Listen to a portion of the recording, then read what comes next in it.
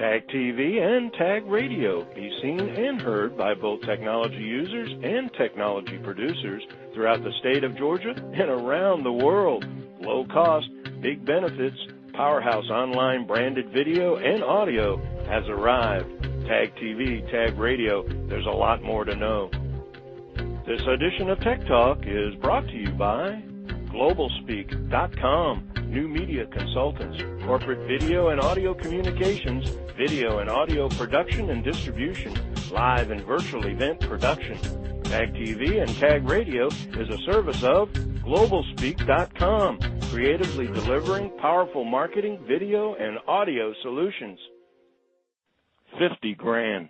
That's right, $50,000 in cash and over $400,000 in services. The judges have announced the final four from an original number of 80 companies that went through the early rounds. But now it's right up to the semifinals where 10 were selected, and then there were 4. It's back, it's bigger, and it's better than ever. The 2012 TAG Business Launch Competition. Since founded to support Georgia's borough-going startup community in 2006, it has become one of the largest competitions of its kind in the United States, awarding over the years $450,000 in cash and over $1 million in donated services.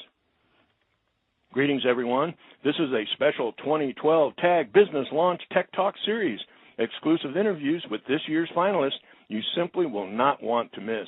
An all-star panel of judges from venture capital and investment firms from Boston, Menlo Park, California, Vienna, Virginia, and Atlanta studied, drilled, and gave hard questions for over 2 days to the presenters, narrowing the 10 semifinals to 4 remaining companies gearing up for the big competition at 4 p.m. till 8 p.m. on May the 24th. America, this is your Final Four launch competition. Finalist, fighting to win $50,000 in cash and over $400,000 in services, and only one, to be awarded the grand prize of all, to be named the TAG 2012 Business Launch winner. Bright Light Systems Incorporated, LED and LEP solid-state lighting technology, energy-efficient lighting, fixtures, and energy data management solutions. Collector Dash, a social mobile e-commerce platform for manufacturers and sellers of collectible items. IdeaString, socialized innovation and collaboration platforms for the enterprise. And SalesLoft, leveraging the power of the Internet and CRM data to speed up client sales cycles and close more deals. It's Wednesday, May 23rd, little more than 24 hours till the face-off finals and the big announcement of the 2012 TAG Business Launch Competition winner. Next up to the Tech Talk TAG Final Four interview series, we meet Genevieve Bos, CEO of IdeaString, a successful technology entrepreneur, professional speaker, business leader, and media mogul featured in Forbes and on CBS, NBC, CNBC, WeTV, and CNN. A multinational career has had Genevieve delivering results in the U.S., Brazil, Europe, the Middle East, and Asia. Most recently, she co-founded and was owner of Pink Magazine. Under her leadership, total circulation grew to over 650,000 in just 2 years. Earlier, she found multiple technology companies and specialized in developing international sales and marketing teams across the globe. Genevieve has created profitable partnerships with countless influential decision-makers with over 100 of the world's top companies, amassing an impressive suite of relationships with key leaders from global companies like Dell, FedEx, Ford, Georgia Pacific, Sun Micro, UPS, Cisco, Tiffany & Company, amid a list of Fortune 1000s and beyond, simply too numerous to count. A regular lecturer at Emory's Goizueta Business School for their MBA program, and a member of an advisory boards and board members on nearly a half a dozen dot-coms and entrepreneurial companies. With an unmatched and stellar list of accomplishment, could this be your next business launch winner? It's the fourth of your Final Four interview as we meet Genevieve Bos, CEO, as we Tech Talk Business Launch finalists, IdeaString. Genevieve, welcome to Tech Talk. Thank you, Frank. Great to be on the program. Well, to open up with, congratulations on making the Final Four. Most of our listening audience will know that it began with over 80 companies, got narrowed down to semifinals that brought it to 10, and now we're down to 4. Pretty exciting, but also it means that I think a lot of competitions, they often say when you reach the finals, you're all winners. I think in this particular case, that's probably more true than it's ever been in any past history. But let's talk, before we get into the actual experience of the business launch, you've got a pretty unusual concept, an idea. I mean, you're actually dealing with the next wave of innovation as a technology. So tell our listeners a little bit about the concept of IdeaString. Sure. Well, it's interesting because we literally have talked to dozens of CEOs and C-level executives of Fortune 1000 companies over the past 6 months, and we keep getting having a similar conversation, which is, why is it that employees in corporate America today are publishing and sharing their valuable ideas almost everywhere, except inside their own companies? And these are ideas that have the power to radically improve a company's products, cut their costs, even create new markets. And what's ironic, or you could even just say painful if you're a business leader, that a lot of these ideas that employees are coming up with are largely inspired and financed by the companies they work for.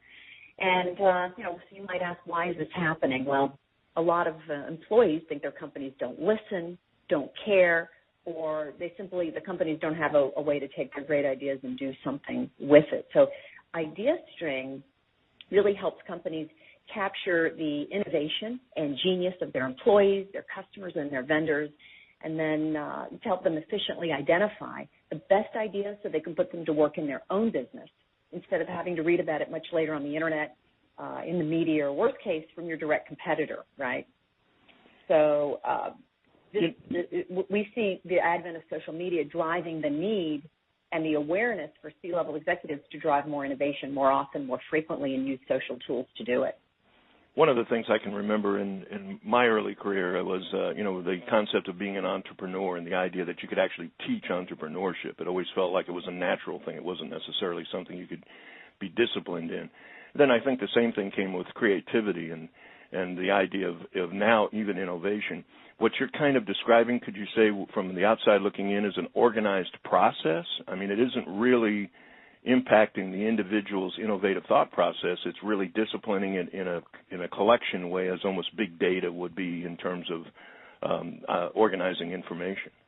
Well, it's interesting. It actually does impact the thought process, interestingly, because if you talk to professional creatives, like people who work in an ad agency, they will tell you that part of what they do, some of their most creative people, like the art directors and the copywriters, they need stimuli in order to be creative. Think about the fashion designers. They're always looking for an era or some sort of theme to stimulate their thinking.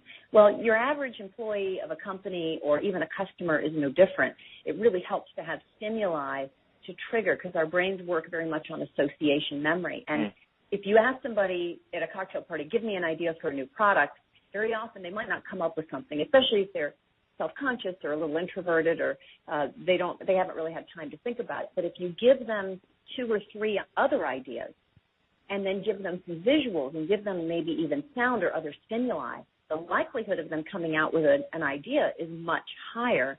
And then you put that on top of the fact that, I'm sure you've heard about crowdsourcing and the value of just volume of numbers. Sure. But if you combine crowdsourcing with the right kind of stimuli, actually the outcome will impact the process, because on our platform, we actually enable literally tens, hundreds, even hundreds of thousands of people to build on each other's ideas and use each other's ideas for stimuli to go deep. So unlike a Facebook or a Yammer or a social cast that's really more like a Facebook for an enterprise, where you go 50 miles wide and 1 inch deep, IdeaString helps focus people's thinking so you go 50 miles deep and get much better quality thinking.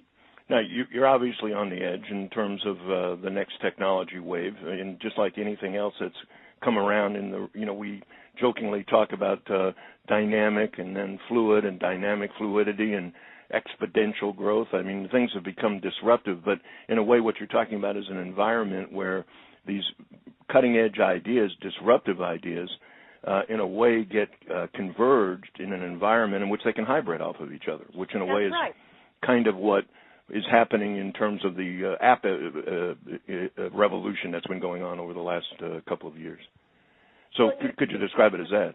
Well, let me tag on to your comment about disruptive innovation, because a lot of people think of innovation as just disruptive innovation. In fact, we at IdeaString, we break it down in two ways, and I think your tag listeners will appreciate this, that we look at this innovation as both incremental and disruptive. So, for instance, if you have an IdeaString session with, let's say, 100 purchasing agents, which we did for a Fortune 300 company, and they're able to think about incremental changes to the way they're doing purchasing, we were able to have a over $50 million impact, bottom line impact across multiple purchasing initiatives, everything from corporate shared services to raw materials and more, because there were a bunch of smaller ideas that ended up to a big cost savings over 3 days in 15 minutes a day.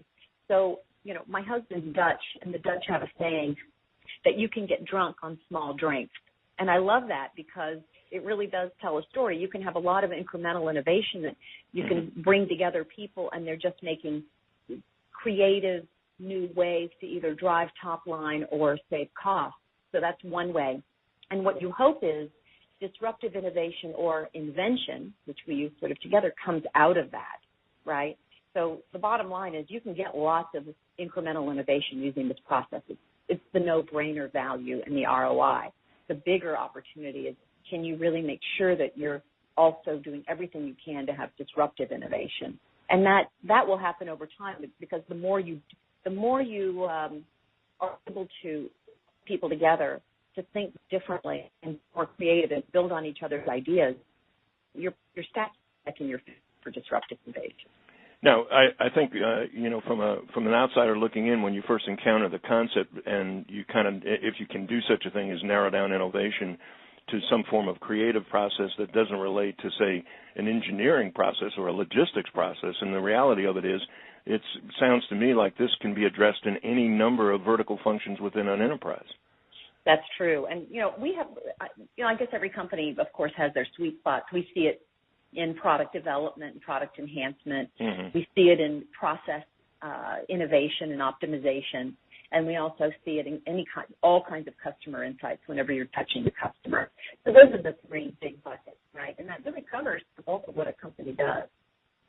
Now, we were talking earlier about the Tag Business Launch competition and about the 80 going to 10 going to 4. Share with our listening audience a little bit about the experience. How did you go about getting involved, and what's been your experience? Good, bad, positive, negative?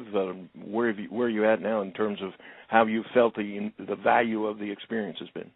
Well, first I have to give credit because there's some tag members who really encouraged us.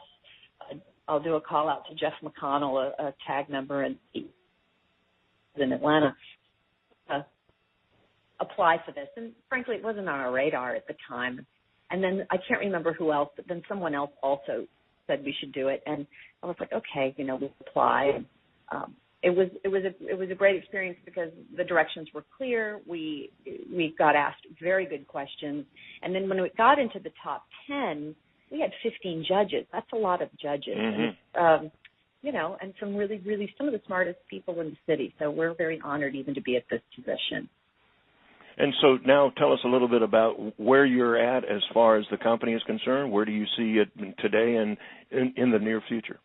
Sure. Well, we've got a handful of really phenomenal clients, including GE and and Ultimate Software. They're a HR services SaaS company, and Focus Brands and several others. And we really started marketing in November of last year after we got out of the Flashpoint program by Georgia Tech that's run by Merrick First and Sig Mosley. So that was also a great experience for us.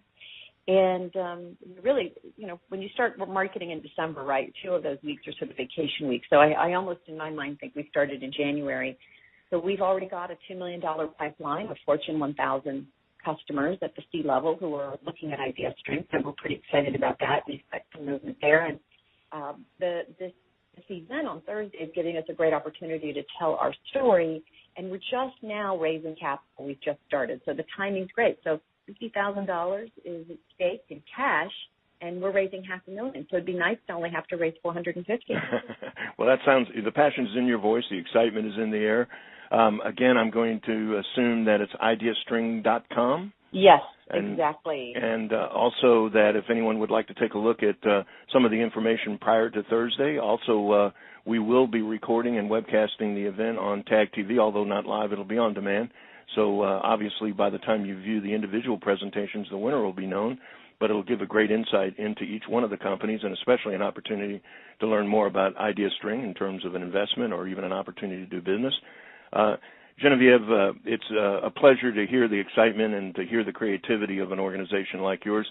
Thank you for taking time out of your busy schedule to join us today on Tech Talk. Thanks. Appreciate being on the program.